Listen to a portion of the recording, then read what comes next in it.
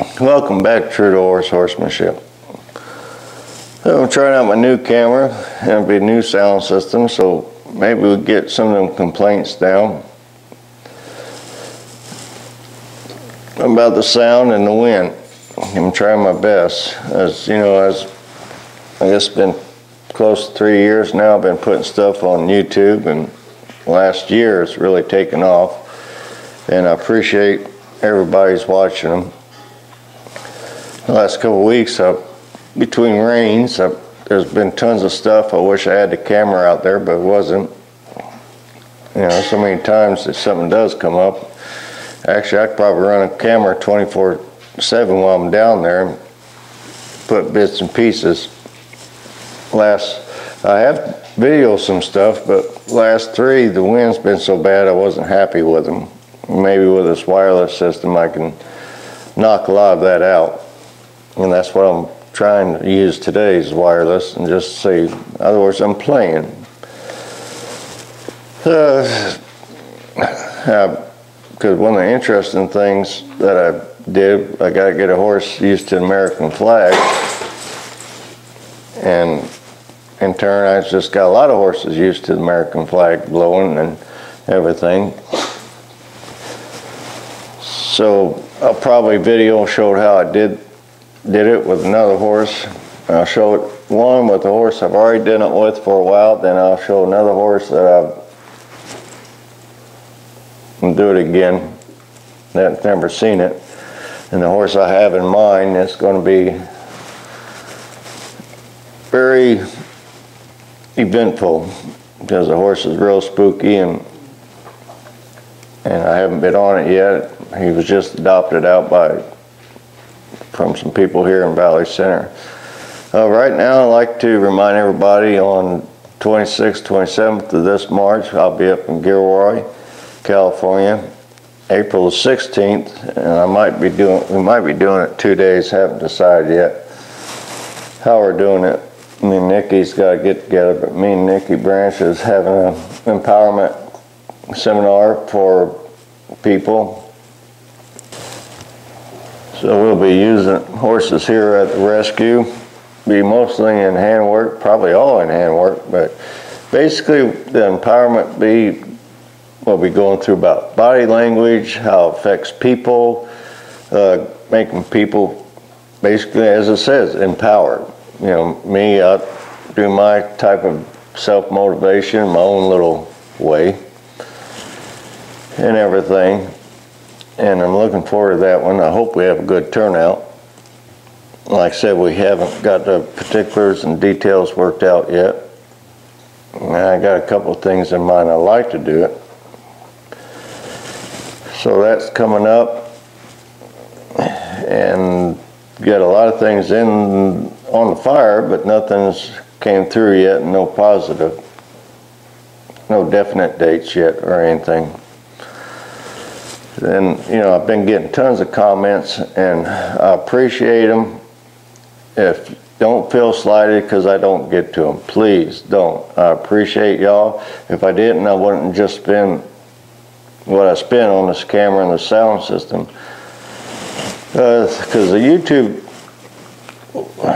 my YouTube videos, I want to get them to a point where, number one, show the real thing. Number two, help you all out there all over the world with their horses and take all the BS out and get back to treating horses as horses, and knowing sometimes you got to do what you got to do for the horse's safety and your safety under safe conditions.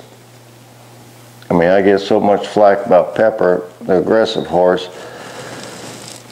You know, that horse would kill somebody. That's at the end of the day, and that horse wouldn't think twice about killing somebody. And that horse basically was spoiled, too much damn orange stick, too much carrot stick, and everything. That's a lot of this stuff that is out there. I'm not knocking it to a point, but it's overschooled the horses. It puts, you know, the little bit of pressure I put on these horses, I work them through it. But then I take it off of them. I teach the horses how to handle pressure.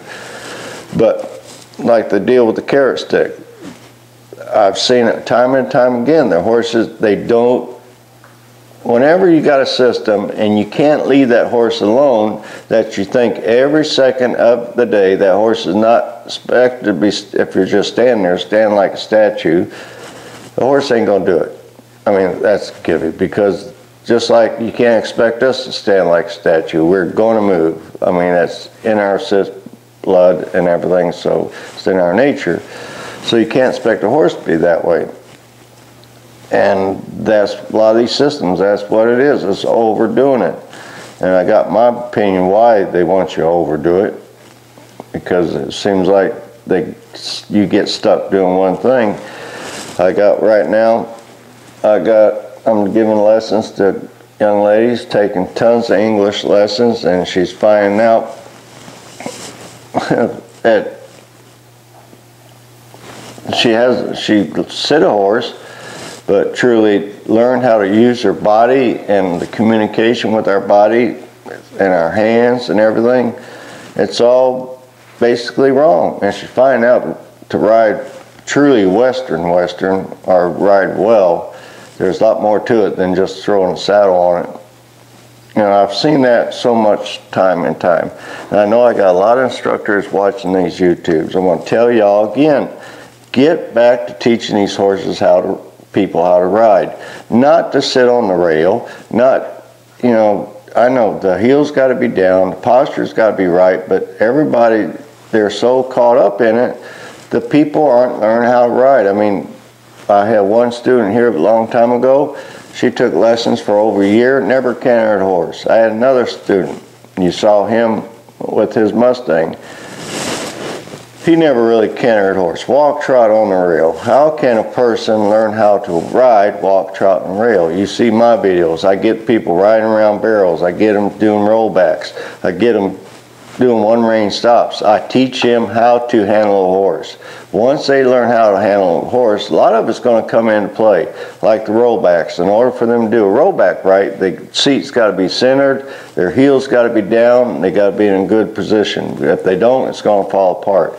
So what you do, you use muscle memory so that body takes over for self-protection mode, and they'll start sitting down. They'll put sitting right, and it's a lot more fun for the students. But I think a lot of it is, you know, anybody can be an instructor. All they got to do is put a hat on and go for it. But I think people are number one, scared to get out of their comfort zone. And they get so worried about the technical BS that they get lost. They can't, I mean, I've seen people that ride in a show rein, but you get them out on the trail, if something happened, they're off their horse because they're too worried about their equitation being so perfect, they don't get nothing done. That's like me. I'll have like 10 rides on a horse, and the owner say, well, what about his leads? It's like, give me a break. I mean, that's like having a kindergarten child and you ask them, okay, what about his algebra? I mean, it's overdoing it too fast, and every horse learns at a different speed. So, you know, if you break it down in steps and realize a horse is a living creature, and whenever you change a situation on a green horse, you approach that horse as a green horse. You don't approach it as a finished horse. I get them going here, I can get them on the trails here, but certain horses, when you change the environment a little bit, you better go square one, because they're going to act like they don't know shit.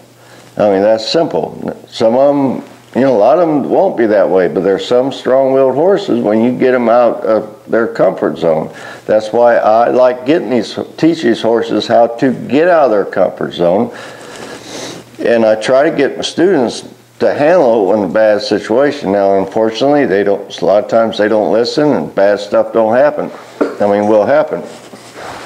Because they automatically, well, the horse is riding good here, doing this and that, and take it somewhere in a new location, and the horse is acting stupid, is because that's the way some horses are.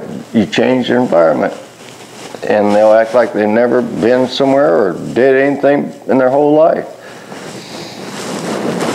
So you got to be more forgiving for a horse, and when you ride I don't care how finished the horse is, you get on that horse that when you start riding it, you ride that horse like it doesn't know squat. And then that way you're keeping stuff down, and as time goes on, you know, the horse will be better off, you'll be better off. But never take for granted when you ride these horses that everything's going to be peaches cake, because every horse got it in them. They got a bad spook in them, or they got a buck in them, or whatever. They do have every horse in a situation. I mean, even old Smokey, he's never really spooked bad on me, but I know one time he, for some odd reason, I don't know, he's been raised around chickens. He's had chickens on his back, roosting at night, hearing roosters, and I had him in Norcolt when I first got here, and he heard a rooster crowing, and he spooked. I mean, this is a horse that was raised with chickens his whole life, and now he was a 10-year-old or better, and he acted like he never heard a rooster before because I changed the environment on him. So every time that's the best thing I can tell you, when you change the environment on these horses, be prepared. Ride them like they don't. Gather a little bit. Get a little bit of rein in your hand and be prepared. Don't just get up there and be laxy-daisy. So anyway, I'm looking forward to using this new camera and see what we come up with. Get a better video out there on YouTube. And who knows, maybe the right person see it and we get something on television. But you know, to be honest with you, I'm happy with the YouTube stuff, and this way I got complete control. I don't have to watch my mouth. I can say what I want to, pretty much. And so I'm going to talk straight. So with that said, like I said before in the past, I really appreciate all of y'all watching the videos, and I'm glad everything I am out there, people are applying, they're finding it works. I have one gal, she was having trouble with a draft horse, and I had that one tidbit about a horse jerking about the leg where I used a hobble to teach it to hold that sucker. And here's a horse, she's been working for months and months trying to hold that leg, and here with that method with the hobbles, she was able to trim that horse in 15 minutes.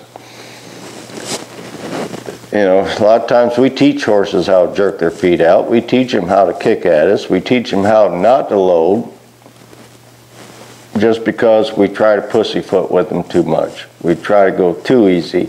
You got to find that line. There's a fine line between getting too aggressive or being too soft. You got to find that line.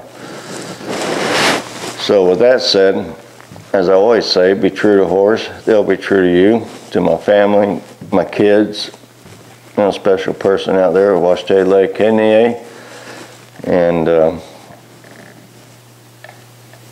God bless and take care.